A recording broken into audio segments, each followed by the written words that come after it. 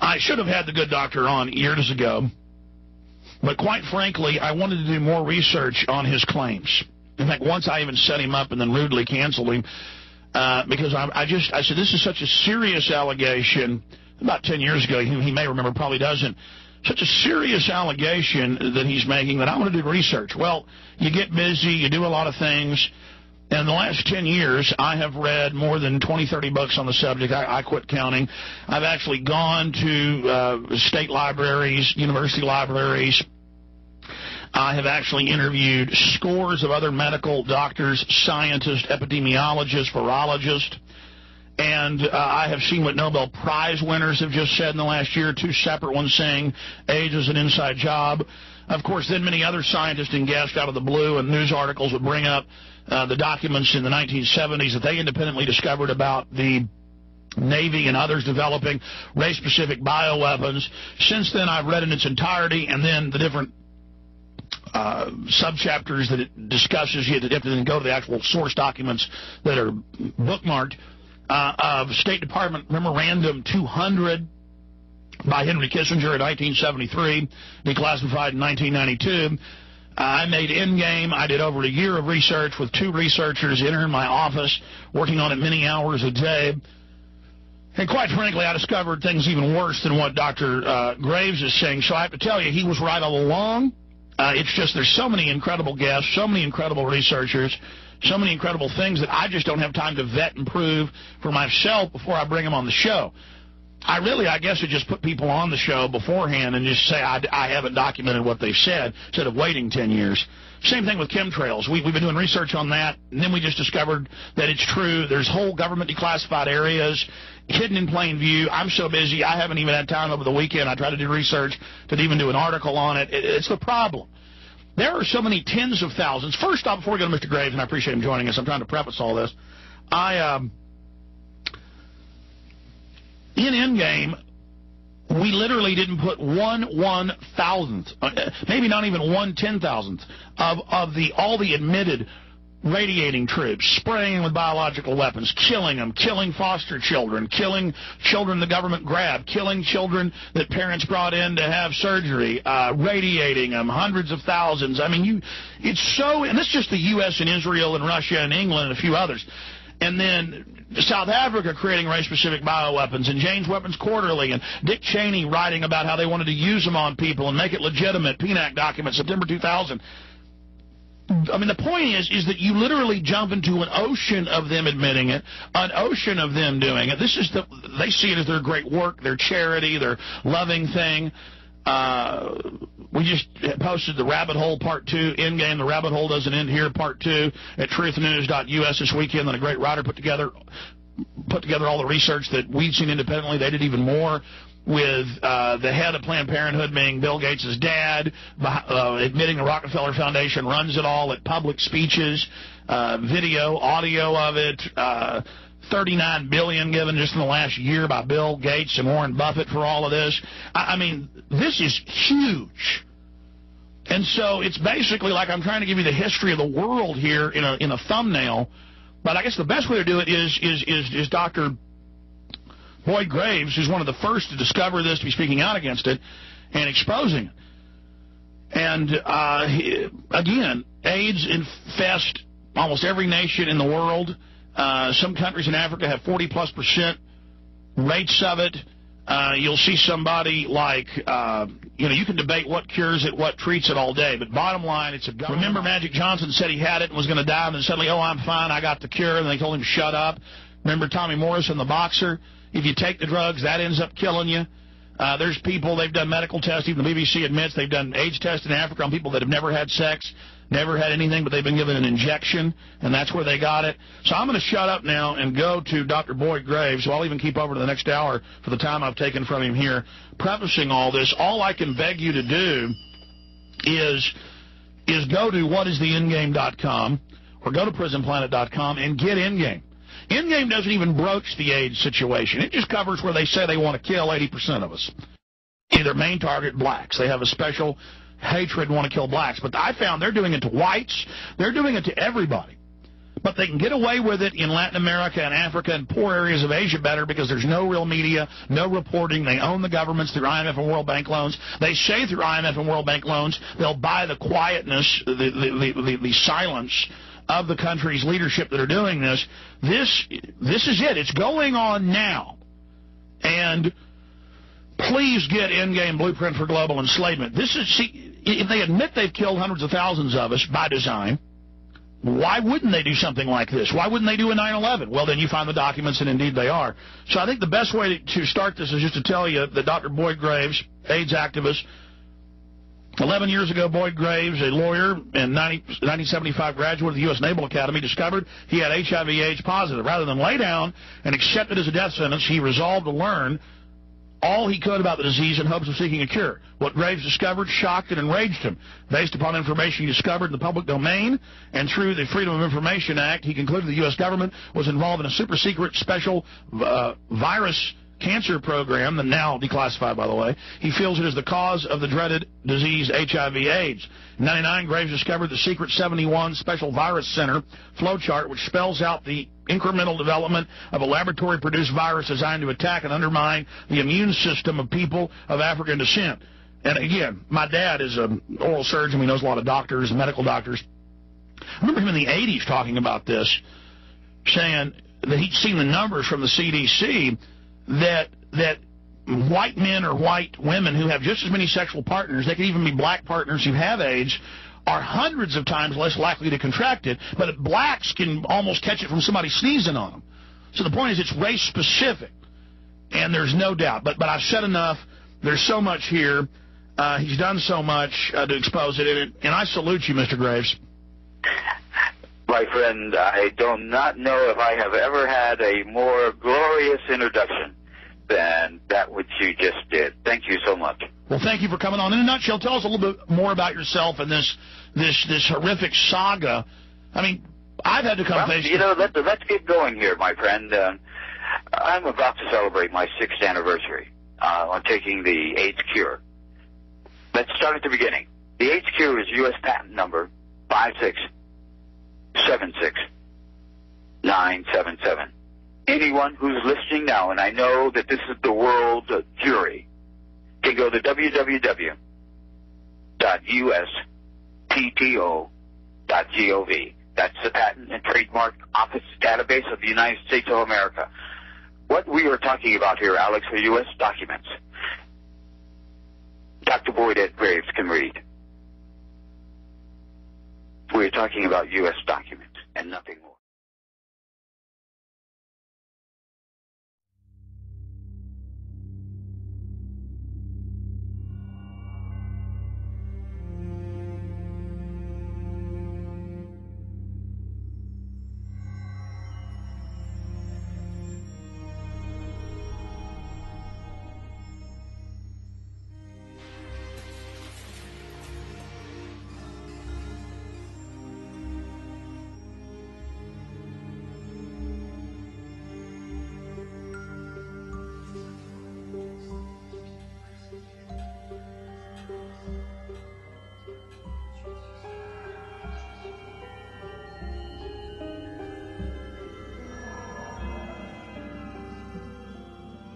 There's nothing like HIV.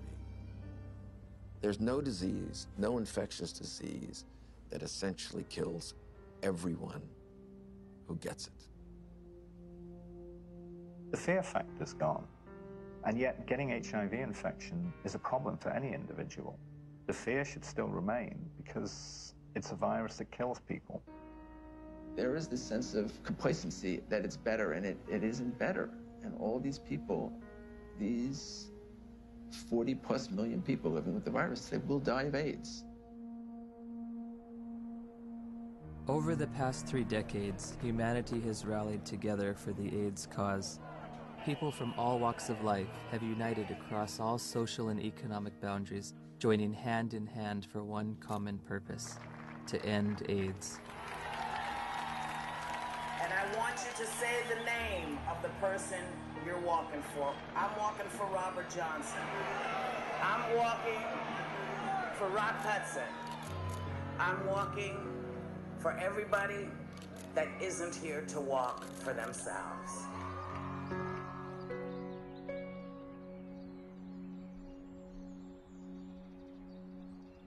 The statistics are growing, all except for one.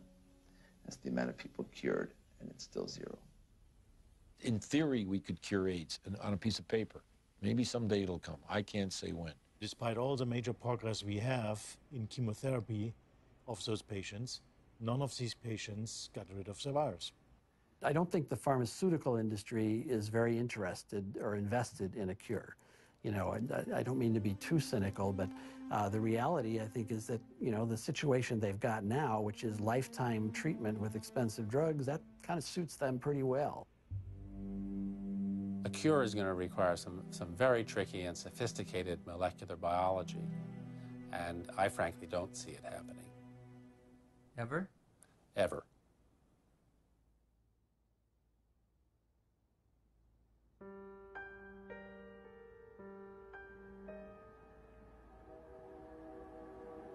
I was born in 1980, a year before AIDS exploded onto the public consciousness. I grew up beneath its shadow like a child raised under the threat of the mushroom cloud. You might say I am a member of the first HIV/AIDS generation. I've never known a world without it. This film is an account of my journey through the shifting sand surrounding HIV/AIDS. AIDS has been front-page news for nearly 30 years. Yet how much do any of us really know about HIV and AIDS?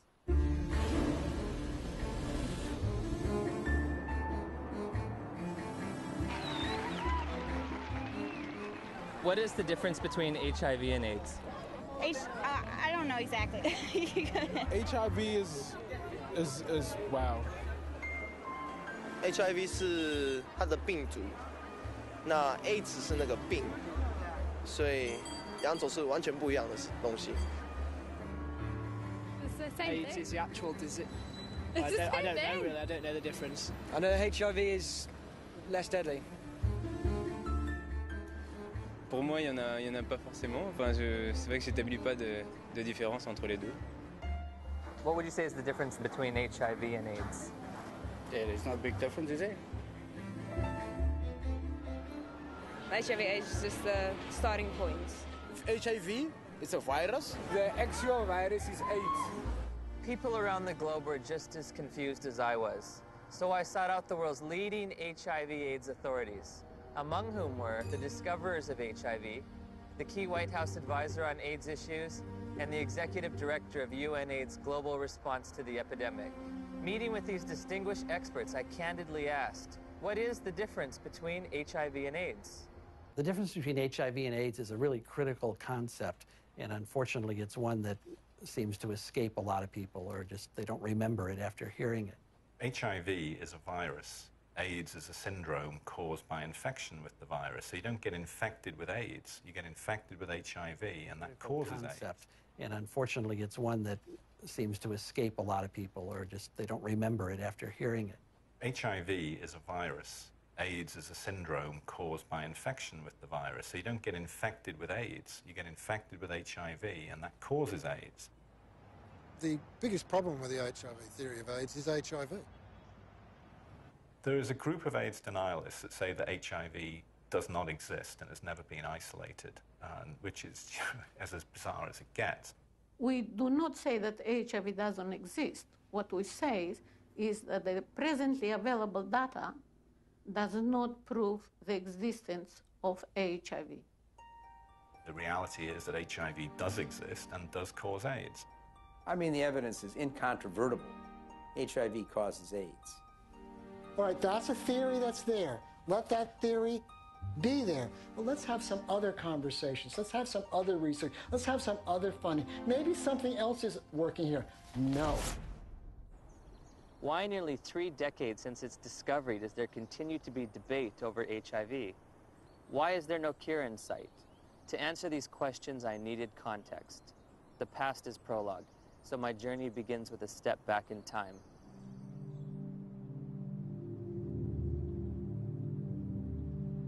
The National Center for Disease Control is reporting more cases of 2 rare and deadly diseases found in homosexual men. There is no apparent explanation for the outbreak. Obviously, this is an issue with great emotional fervor, but how can we stay unemotional when people are dying every day from a disease the CDC has yet to name? For crying out loud, if the CDC won't name it, at least demand the press stop calling it GRID. Well, unfortunately, I have to take credit for coining the term GRID, which stood for gay-related immune deficiency. We were seeing a cluster of gay men who were suddenly critically ill of pneumocystis pneumonia, which was the indicator disease of something new, and reported our findings to the CDC. I was the chief of the STD division at the CDC at that time when the draft report of 5 cases of pneumocystis in gay men came across my desk for review. Shortly afterward, cases of a very rare cancer called Kaposi sarcoma were diagnosed in young gay men. My first reaction was, this is an extraordinarily important finding. The CDC was looking for something like that when it came along.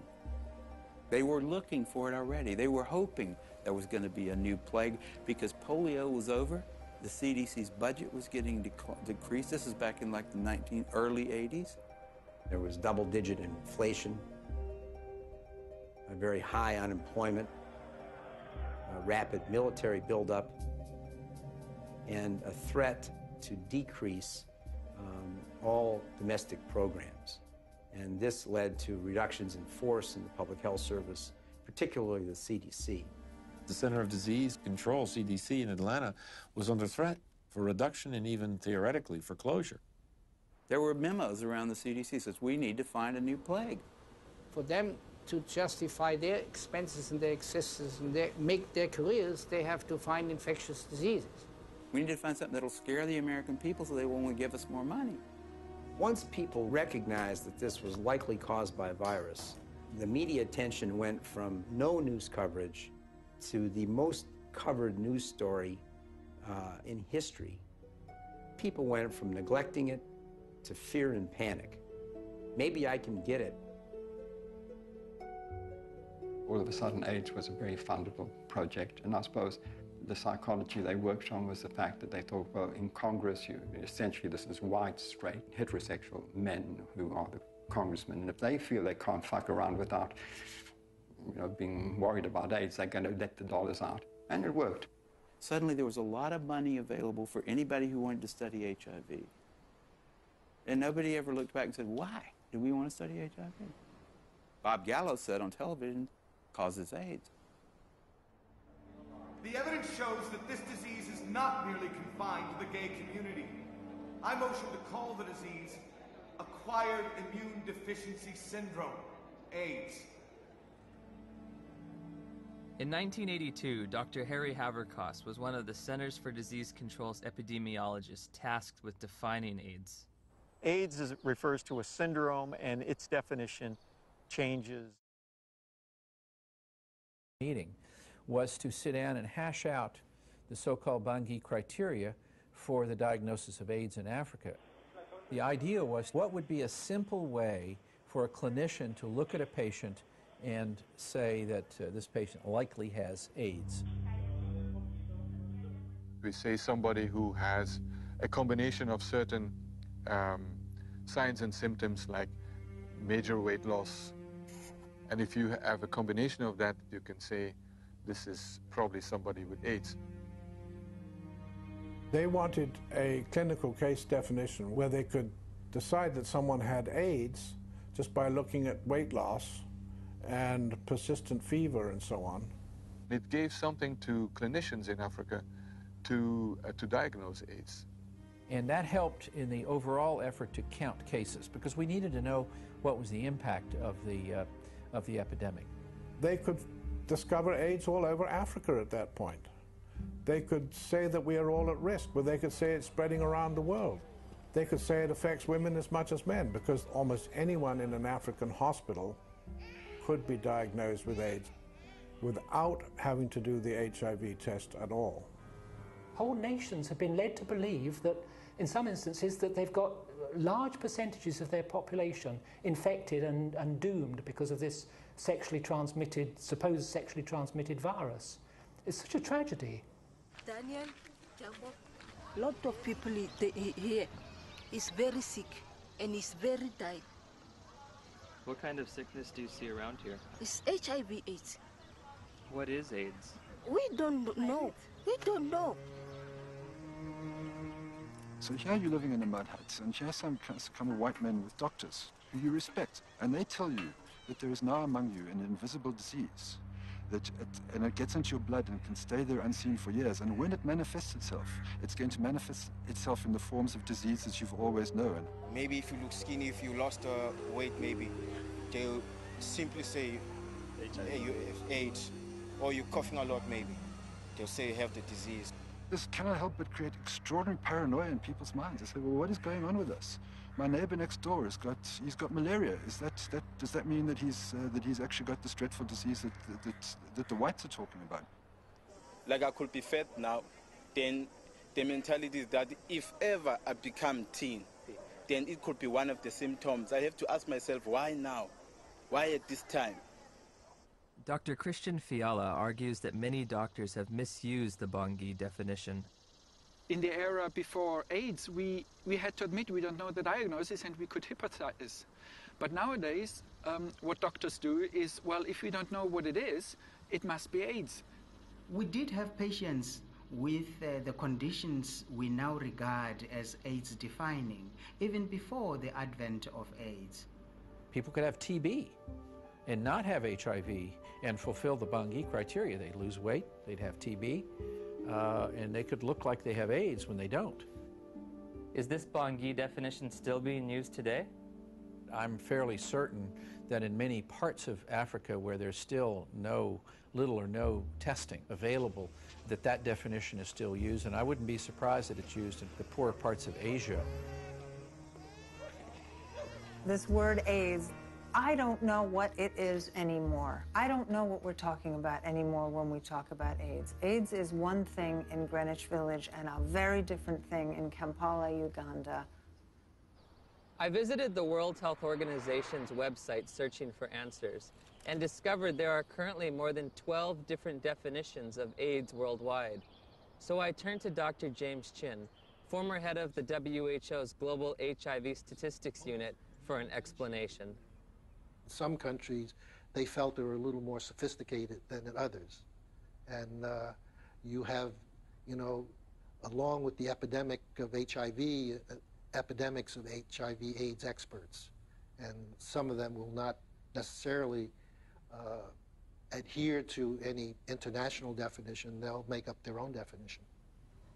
High school biology class taught me that diseases and syndromes cannot differ from country to country like languages.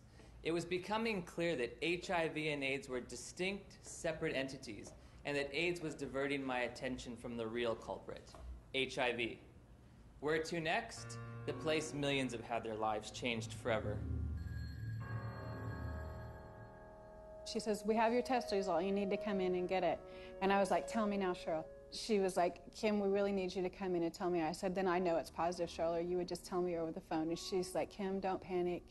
You can still have a normal life. I can still remember his face. I can remember his eyes. And all he said was, I'm so sorry. I think you should put your affairs in order, and you might have 5 years. I said, Cheryl, I have to get off the phone. Right now, I have to go tell my dad. He started crying. This isn't the way it happens in the movies.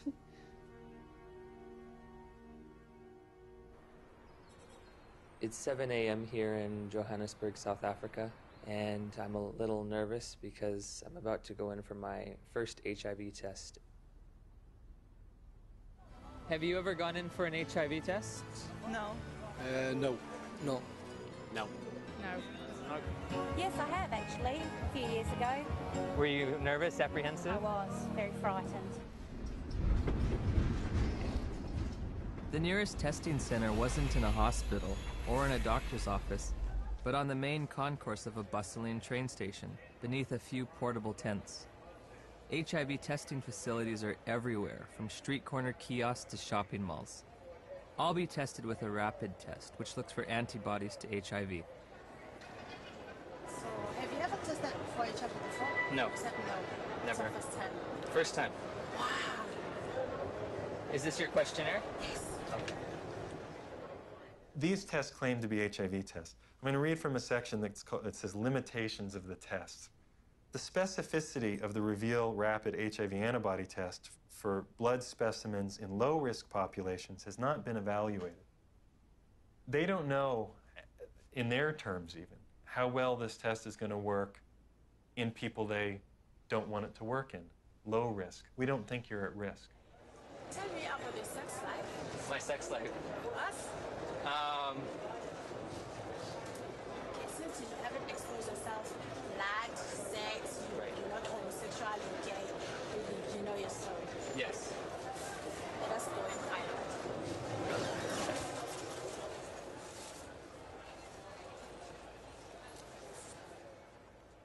In 1990, we flew to Romania to adopt a baby.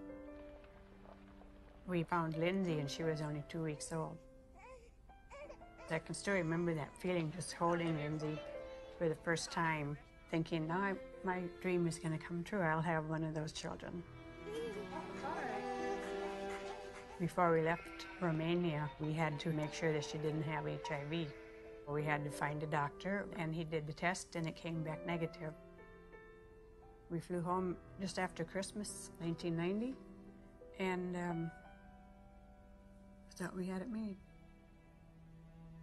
So I'm going to do a test which comprises of 2 test kits. These 2 test kits are from 2 different countries. Why we are putting them being 2, we want them to confirm each other. Can they be 2 different outcomes? Then this one is a determiner which is going to give us the final results. Can I just ask you something as someone who's a little nervous? Okay. It seems like if this is positive and this is negative, my life hangs in the balance on whatever this one is. Yes. But how do we know that this one's accurate when both of these were inaccurate? This one has been tested to be the one that is going to take out the results that are correct. Oh, so this one is more accurate than these 2? Yes, according to what we have learned. So why don't we just use the more accurate one to begin with? Well, you know what? What if now the more accurate one has a discrepancy? How are you going to find out? I don't know. Rapid tests in Germany, it's not allowed for standard diagnostics. May I ask how come you don't use rapid tests for standard diagnostics? Several professional organizations who decide as an expert committee on guidelines how to do things. None of these responsible societies recommend it for scientific reasons. We always say to our clients, even if you have tested here, you can go to other centers and go and test and verify our test. You cannot say we're 100% because you find clients going from area to area doing tests. And they come with stories that I was negative at a certain area, I'm positive with you. How do they decide whether they're positive or negative? We cannot tell because we are using a rapid test. It occurred to me that perhaps the HIV epidemic is reported to be so widespread in South Africa and other poor nations simply because they use these inaccurate tests. There's the saying that if you knew how what sausages are made of, most people would hesitate to sort of eat them because they wouldn't like what's in it. And if you knew how HIV/AIDS numbers are cooked or made up, you would use them with extreme caution. I decided to investigate HIV testing protocols used throughout the developed world. When we're testing people for HIV, the first thing we do is a screening test, and it's usually a test called the ELISA. But there are also now available rapid assays that can be used as screening methods. Because they're faster. And we all know faster and cheaper is more efficient. If an ELISA is positive, it does not mean that the patient is HIV positive. That's a problem. If we're using antibodies as a screening test to tell who's infected or not, very occasionally you can get false positives. So screening tests by themselves should not be used as a definitive measure of infection. That's why we use a screening test to pick up all the cases, but we use it to eliminate any false positives. Take it easy. I'll pierce at the side. It should be emphasized that most of the developing world uses only screening tests to confirm an HIV diagnosis. There are no confirmatory tests. Time now is 25 past. At 22, the results will be out, which is going to be 15 minutes. 9 days after returning home, Steve and Cheryl's pediatrician ran a battery of tests on Lindsay, including an HIV test, even though Lindsay had tested negative for the virus in Romania. Dr. McHugh called us and said, we run into some problems with the testing that you did at Methodist Hospital, and you'll need to come right in and see me. I said, well, what is it? She says, well, I'm not going to tell you over the phone. I said, I need to know exactly what this is. He said, we got bad news that she tests positive. And he said, she'll have a 20% chance of living to age 2.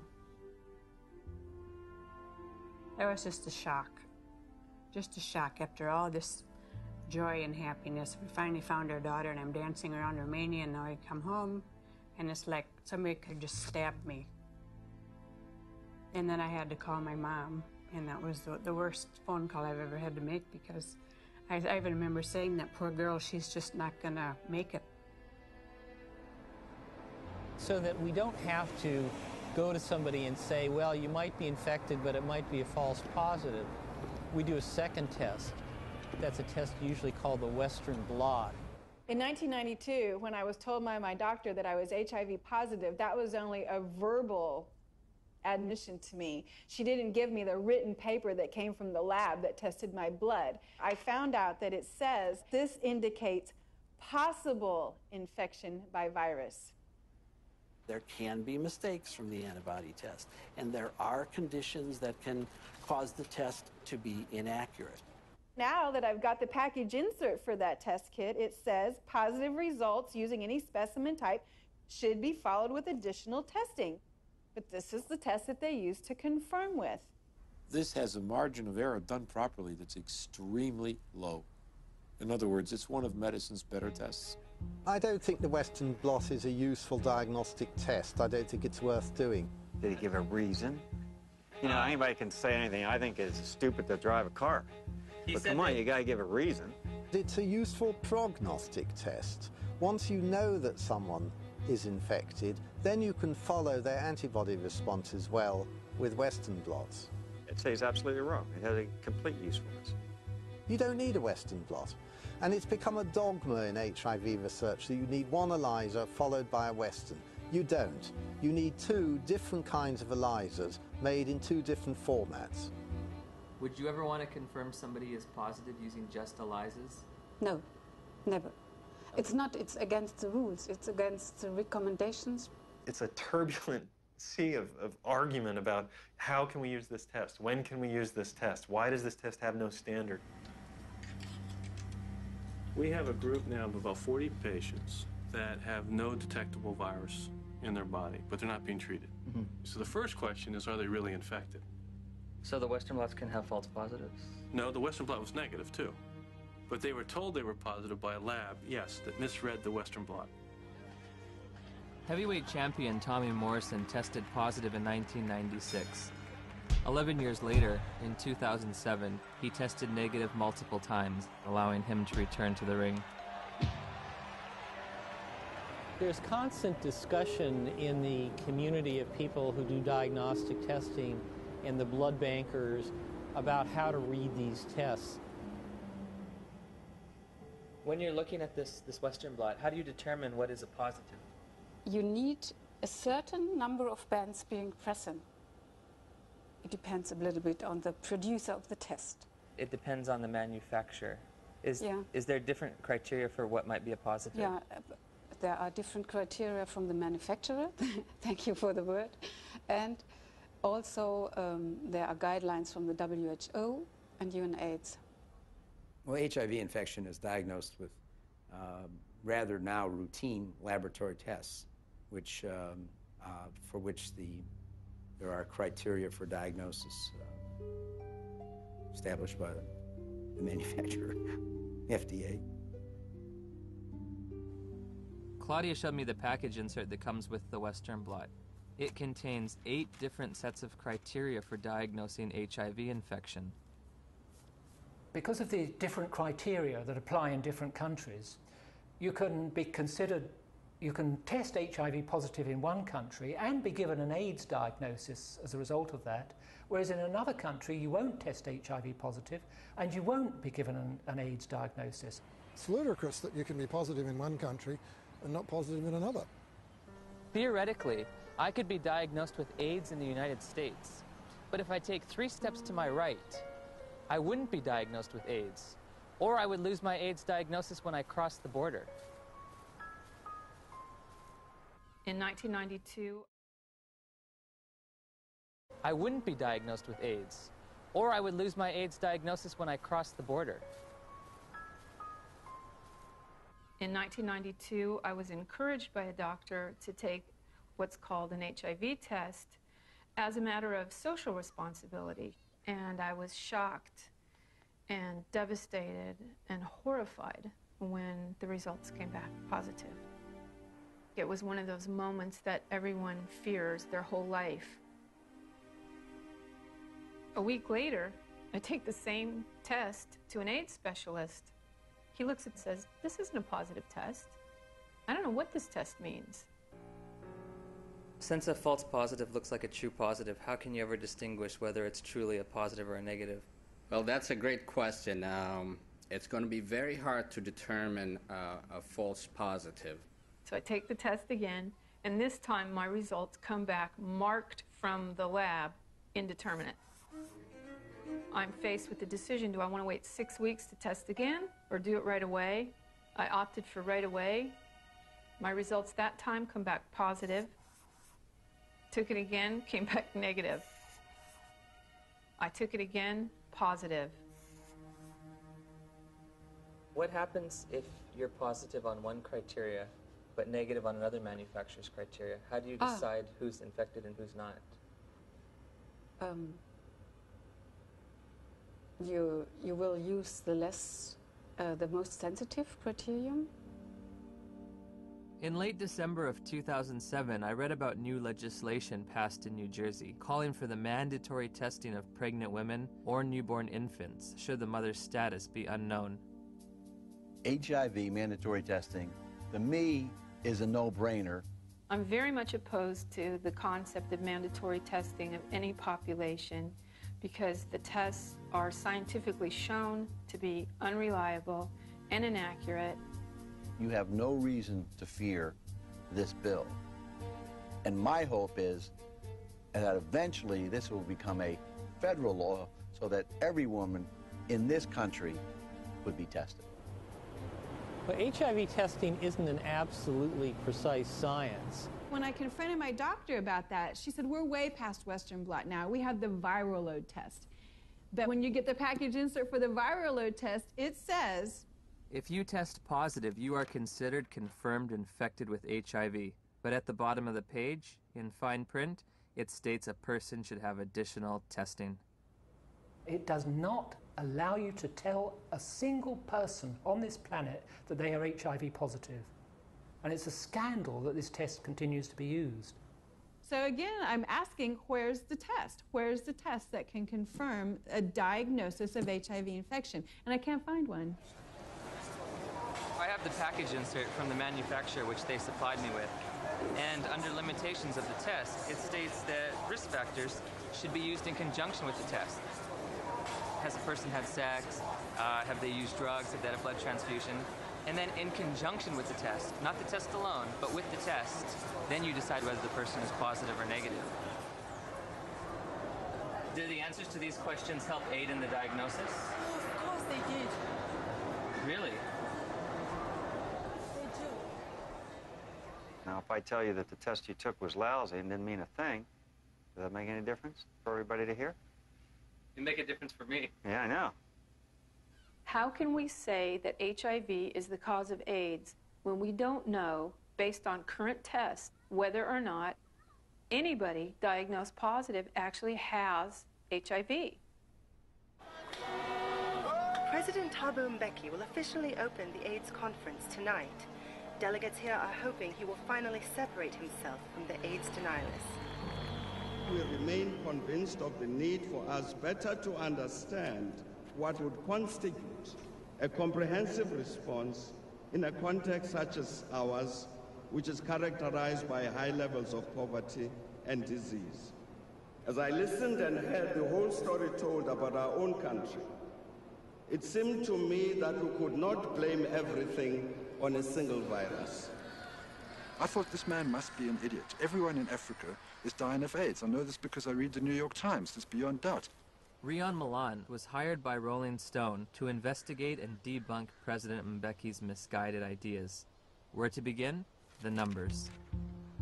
My very first action, I opened Johannesburg's Yellow Pages. I thought that I could illustrate this with a scene that began in a coffin factory in Johannesburg, where workers are working overtime trying to create caskets for these mountains of people who are dying of this condition. And I discover that in the midst of what UNAIDS says is a plague, is that half of the coffin factories in Johannesburg have gone bankrupt.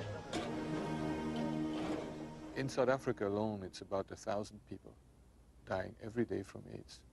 If you're an advocacy agency and you perceive low numbers to be bad, your bias may be to accept higher numbers even if they're not scientifically sound.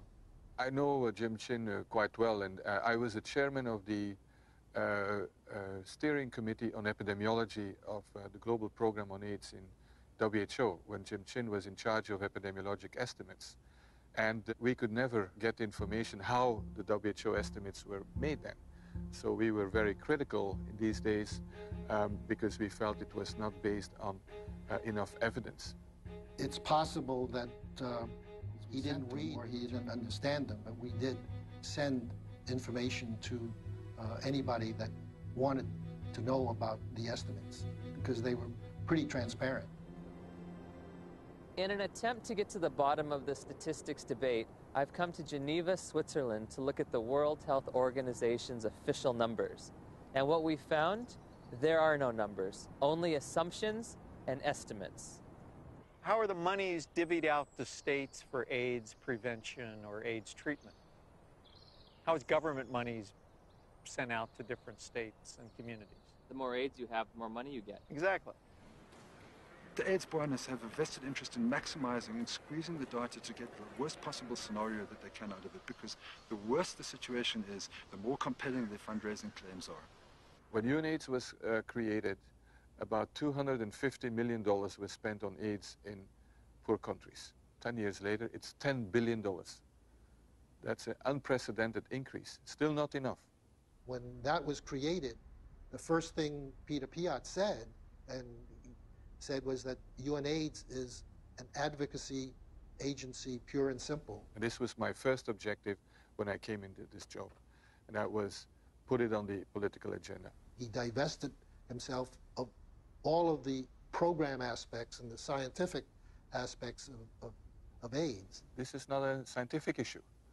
This is a matter of politics. Except one unit. He kept sort of the numbers unit. We are really doing a major disservice to say it is not as bad as it looks like, because actually it is much worse.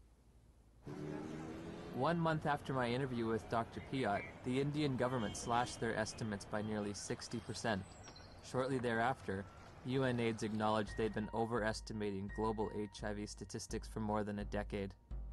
They've painted themselves into a corner, and now their house of numbers is falling apart. America is leading the fight against disease, and I call on you to double our initial commitment to fighting HIV/AIDS by approving an additional $30 billion over the next 5 years.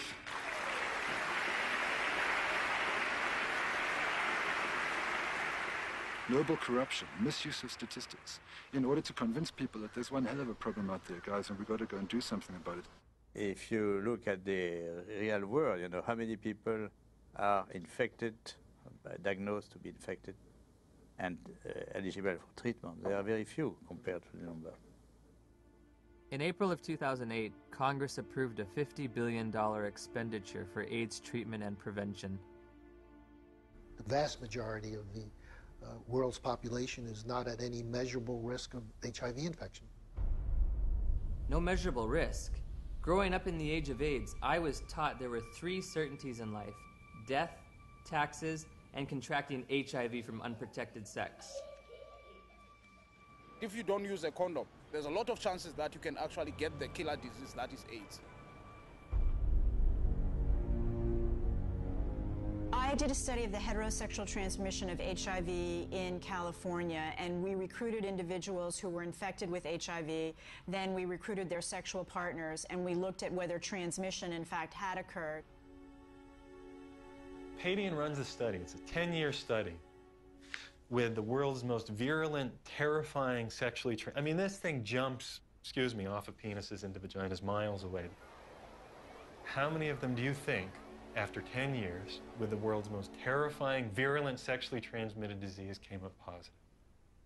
Nobody. Nobody. Nobody who was negative came up positive. 0. I think HIV is more difficult to transmit than than a lot of, probably most other sexually transmitted diseases. I mean, I think that's pretty widely known.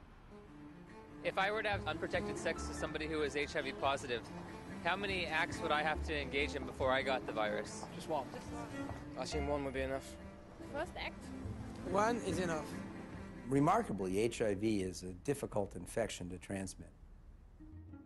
This contradicts everything I was ever taught about the sexual transmission of HIV.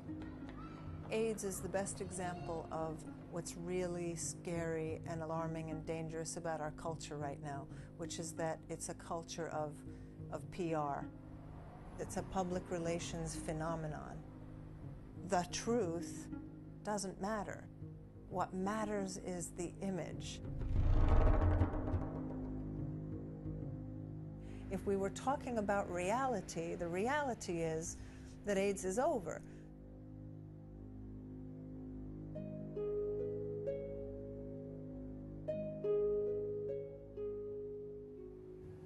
Somebody decided in the early 80s that there's this infection called HIV.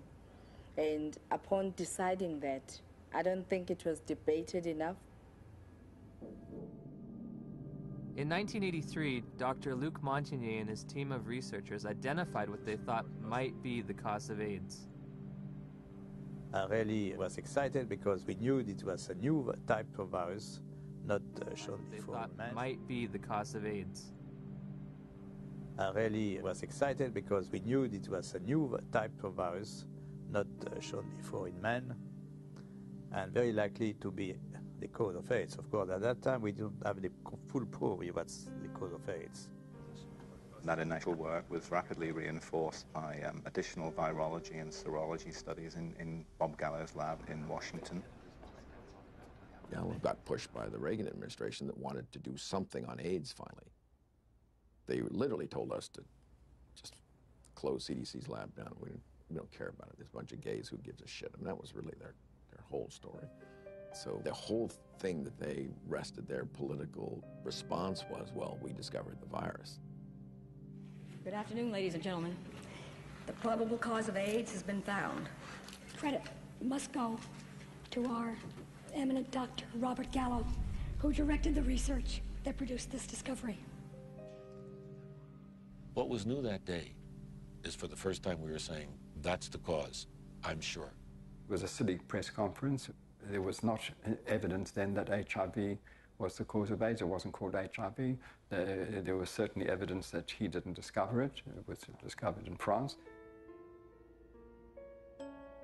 The conference was held before any of Robert Gallo's papers were published. Therefore, before any other scientist had a chance to review them and look at the evidence and see if he got it right or wrong. Gallo's philosophy was to have people to whom he would give the virus be in his own control, so that any information that came out of that would come through him, so that he got all the information. Indeed, often put his name on publications and would, quote, collaborate with them. But should you have any broader view other than his personal glory and your personal glory, this was not a scientific pursuit in any way. The U.S. Department of Health and Human Services decided from now on, we are only going to fund AIDS research that assumes that Robert Gallo's virus is the cause. I didn't think that HIV in 1984 was the cause of AIDS. That's why I did the study comparing gay men with Kaposi's and gay men with pneumocystis. I assumed there must be something else. If you go read my paper from 1985 that Kern and Jaffe would not sign on to, I actually lay out the cofactor hypothesis in that paper.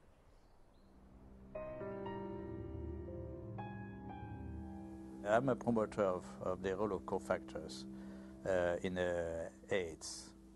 Well, cofactors just says that the cause of a disease is by more than one factor. Just simply being infected with HIV is not going to do it. You need certain cofactors. Cofactors are not necessary. Dr. Fauci would say HIV causes AIDS without the need for anything else. That's kind of ridiculous. The data that indicate that any different type of infection like mycoplasma or something like that is a necessary cofactor, I believe those theories have been debunked. What the fuck does he mean? Sorry, what's it? What does he mean that there are no cofactors? Where's he coming from? There's cofactors for everything. Cofactor implies something specific, and it really gets us off into tracks that are wandering. Gallo isn't gonna change his mind. But he's probably 70 years plus now. He's gonna remember things. Yeah, we all remember things that are good for us. And we forget the bad things. The cofactors are important to really understand how people get ill, why they get ill. What is asked of an AIDS journalist is to deny an existing reality, which is a strong, growing body of dissent on a scientific question. In August of '92, my dad had just read his latest National Review, and there was an article in there about Peter Duesberg, a maverick cell biologist. He said he didn't think HIV caused AIDS. To deny that this well-identified, well-characterized virus is linked with AIDS is, to my mind, just potty. He said, I can't replicate this in my office. I can't get this virus to do anything. We thought, oh my gosh, my dad is really daydreaming. He's trying to wish this all away because he knows how upset we are. Just wish it all away, and everybody will be gone happy. If Fauci would say, here's $1 billion for alternative theories of AIDS, you wouldn't believe what's going to happen. A lot of HIV researchers overnight would start cofactors. The first year they would call them cofactors of HIV. And the next year, the co would be topped and HIV would be topped a year later. Peter is highly intelligent. He did excellent work. I mean, no wonder he got a full professorship in Berkeley and was nominated to the American Academy of Sciences. But I told him very frankly that he's killing people with his theories, and I still stick to that. They attack him, they attack his ideas, and they present some bogus way of refuting what his science has said that doesn't really refute it. Peter Duesberg? Yes. Oh. They are all prostitutes, most of them, my colleagues, to some degree, myself. You have to be a prostitute to get money for your research. You're trained a little bit to be a prostitute. But some go all the way. In light of all this scientific uncertainty, I asked Dr. Fauci for evidence linking HIV to immune deficiency disease. When you put the combined findings of the initial characterization and they put those things together, and that's how we have a confirmation of the causative agent of AIDS, namely HIV. Still unclear about the evidence for HIV's existence, I decided the best way to verify it would be to actually see it. I asked Dr. Hans Gelderblum, a world-renowned electron microscopist, if he thought there was any reason to question Dr. Montagnier's published images. I've seen these publications, stamp-size images. It's a nuisance. It's a nuisance. You do not really see much. When we saw that photo, we said, suggestive, but not convincing. Dr. Gallo, 1 year later, published photographs he claimed to be of HIV. Were his any better? These pictures were not so impressive. They were not much better than Montagnier's images. It's one thing to look like, and another thing is to be a virus. In 2002, I stumbled across an article by Valander Turner and Andrew McIntyre of the Perth Group in Australia, and it questioned whether there's ever even been found a virus. I became consumed with researching this. I could read from morning till night every day, and every link to another link, and I would email to these people and say, where's the test? I want to know. Am I dying? Am I contagious? And they weren't even very kind. They were just like, read our articles again. How many times do we have to tell you there's no test? It is crucial to understand that an AIDS diagnosis is forever. It cannot be reversed or alleviated. The stigma attached to people knowing that you have it and are living with it is worse than actually living with it. I can't think of anybody who's ever been evicted from their apartment because they had breast cancer or because they had cerebral palsy. I did a campaign to address stigma. The message is that if anyone is infected, we are all affected. Some have it medically, some have it socially, some have it culturally. And at the end of the day, if it exists anywhere, it exists everywhere. We don't all have AIDS. And once you start bullshitting, it's a problem, you know? We don't all have AIDS. We all have to be sympathetic to AIDS. And yes, there's all kinds of people who get HIV infection. But you know, we don't need to make, in my view, non-truths, you know, or just to have a slogan or a symbol. We all have AIDS. No, we don't all have AIDS. But my message is you do have it, whether you want to accept it or not. Are you medically susceptible? Maybe not. But are you socially vulnerable? Yes. In June of 2007, the BBC featured a news story which began, HIV infection theory challenged. Living cells are complicated, and how they work inside the body is even more complicated. So there's still a lot of debate as to how exactly HIV causes AIDS. In March of 2008, the Washington Post went on to state that multiple surprises have reminded researchers how much they still don't know about HIV's biology. HIV has got to get inside the circulation of the body, and it does that in ways that are not completely understood. The prime target for HIV is a T cell population called CD4 helper T cells.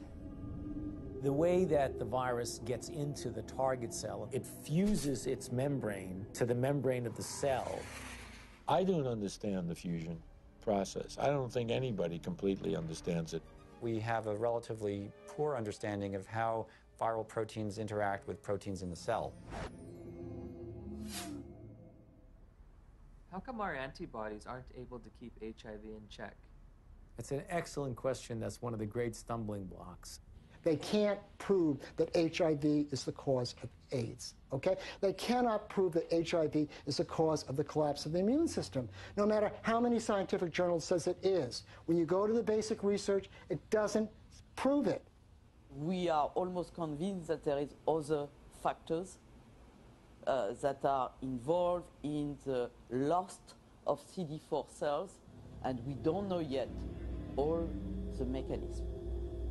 How HIV depletes the T cells so an individual advances to AIDS is probably due to multifactorial elements. One is it will kill the cell eventually that it infects. HIV does not necessarily kill the cells it infects. Some T cells are directly killed by HIV, and other T cells keep the virus in check. It's a silent state within the cell. And I think in many cases, these cells can return to a normal function. Can that cell return to a normal state? I don't think so. When I was told I was HIV positive, I accepted that on a very deep level. But only by having the courage, the open minds, and the open hearts to answer these questions, are we ever going to know how to help people? How to do what we need to do? To answer these questions, are we ever going to know how to help people? How to do what we need to do to help people? In late 2007, Science Daily reported that 3 prominent research teams had published papers in the Journal of Immunology challenging the theory that the sudden loss of T cells triggers disease and AIDS. The details of HIV pathogenesis, how HIV kills people, are still being worked out. If the sudden loss of T cells in HIV-positive individuals can't explain why people get disease, then there must be cofactors that cause people to get sick and die, or factors that have absolutely nothing to do with HIV. While researching HIV hotspots, I began to realize there is a direct correlation in these places with another condition that leads to immune deficiency and death. I think it is important to keep in mind, especially for us in the West, that poverty is not a romantic issue. It is a deadly issue. Poverty leads to diseases and premature death, period.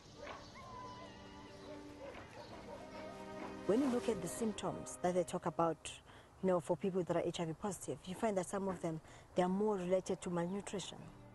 Their nutrition is not very equilibrated. They are in oxidative stress, even they are not infected with HIV. So their immune system doesn't work well already. People are hungry, they're underdeveloped, there are no hospitals, there's no proper medical care. You take away poverty, you're giving people an ability to fight infections. These are toilets. Yeah. We don't have flushing toilets. When flies get into the toilets, they actually come back to touch our food, you see. And look, we need to take that food. And we don't know which infections are there. How do you expect people must survive in these places? Look there.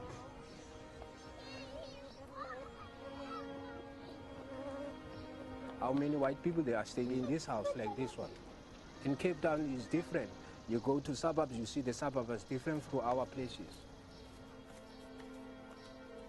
Why have we done nothing for African people, just like give them clean water so they don't die in infancy of diarrheal disease and stuff like this? All we care about is HIV, AIDS. Well, question, well, there's money in it. There has to be, other dynamic working to lead public interest to the African situation and ignore clean water, sanitation, malaria. I mean, things that kill people. This is the beginning of a war. It is a war to reclaim our health. In 2008, USA Today published a news story that stated, if we look at the data objectively, we are spending too much on AIDS. About $10 billion a year is spent on AIDS, while 2 billion people live with no sanitation. 1 billion lack access to clean water. And malnutrition kills someone every 10 seconds. These factors enable diseases to thrive and severely weaken the immune system of those living in such squalor. If we were to take all that money and put it towards developing poor countries, God would be so proud of us, indeed, because we would have taken away the major challenge that's facing humankind, and that is people dying in silence. It's slow, painful deaths from being scared of something that was just packaged as AIDS. Could it be that the real epidemic is extreme poverty, not HIV? On the other hand, HIV allegedly occurs in the United States as well. So I looked for alternative causes of immunodeficiency in this wealthiest of nations. There are other ways you could produce a condition that looks like AIDS, but they too will be some source that causes a severe defect in the immune response. 19 million Americans now, 19 million are taking illicit drugs every day. But we don't talk about this. This is politically incorrect. There have been a number of theories as to what the origin of HIV/AIDS is. One of them was a theory that certainly turned out to be completely incorrect, that it's a lifestyle phenomenon. There's a large epidemic of STDs in general in the late 70s, and particularly in gay men. In San Francisco, New York, Los Angeles were meccas of the new lifestyle, which came from the liberation in the post-Stonewall era. The more partners you could have, the more you were striking a blow for gay lib. I remember talking to one of the people who was at the forefront of that lifestyle. He very much felt like if he did have another bout of syphilis or gonorrhea, whatever it might be, that it was like a notch, a victory notched up for his right to exist as a gay man. I went on a vacation to This right here gonna be at the end of the video, but it's more to the video is called House of Numbers. It's more to the video. It's a long video. I didn't want to put the whole video on there, but I put enough on there for you to go research it yourself. House of Numbers. So, but what they saying is real, man. I'm a Jew, he a Jew, she a Jew, we some Jews. Wouldn't you like to be a Jew too? Only if you're in the bloodline.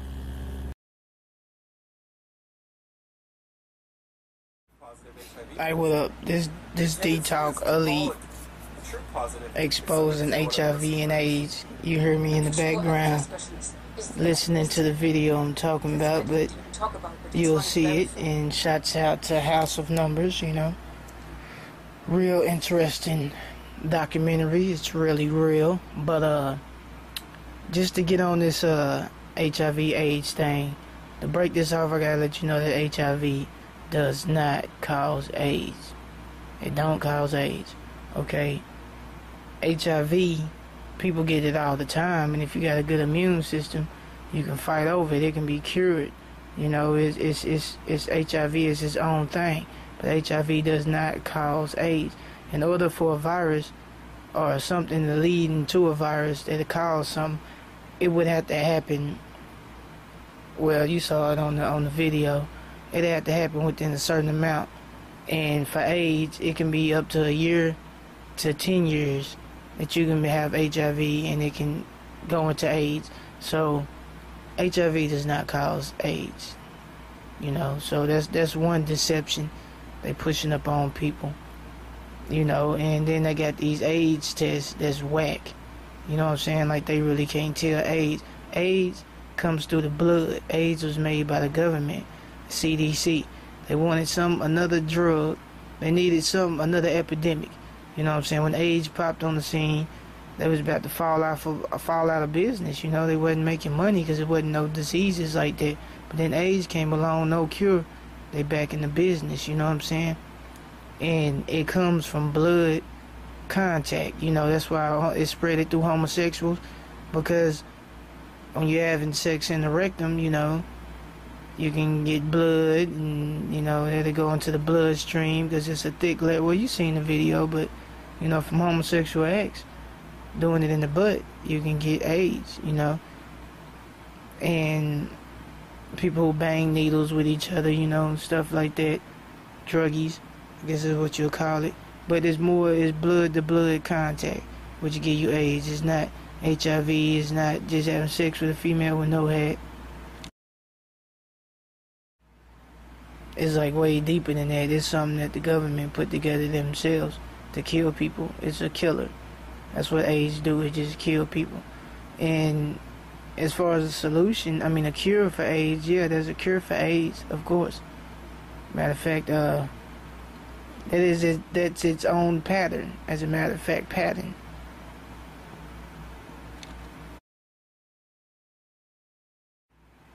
So, you know, there is a cure, but they're not giving it to everybody.